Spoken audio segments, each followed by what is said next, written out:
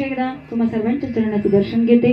झालेली सेवा पांडुरंग परमात्मा, माझे आई वडील आणि या आजींच्या चरणाशी समर्पित करते. यांच्या आत्म्याला चिरशांती लाभो, त्यांना योग्य अशी पुढची गती प्राप्त होऊ एवढीच आपण भगवंताच्या चरणाशी प्रार्थना करू शकतो. आणि त्यांचं कार्य, त्यांचं पुण्य हे त्यांना पुढची गती नक्की प्राप्त करून देईल. परंतु जाता जाता सांगून जाते, आयुष्य सुंदर जगा, आयुष्य सहकार्यात जगा, आयुष्य मदतीमध्ये जगा. स्वतःचा विचार करता करता आपण थोडासा समाजाचा आणि जगाचाही विचार केला पाहिजे. कारण माईबाबा त्यांचा विचार न करता नुसता आपल्या स्वतः करता जीवन जगत राहिलो तर हे स्वार्थी जीवन होईल. आणि पुण्य कमवायचं असेल तर मला दुसऱ्या करता थोडंफार तरी जगता आलं पाहिजे. कारण हे पुण्यच तुम्हाला सुखकर आणि आनंदी जीवन जगायला शिकवेल. म्हणून महाराज पुण्य आयुष्यामध्ये वाढवा, पुण्य वाढवा, पुण्य वाढवा. भले ते अन्नदानाने असो, मदतीने असो, सहकार्याने असो, वस्त्रदान असो, जल देण्याने असो, काही असू द्या, अन्न द्या, काही द्या. परंतु महाराज फक्त पुण्य कसं वाढेल ना याचा फक्त प्रत्येकाने विचार करा.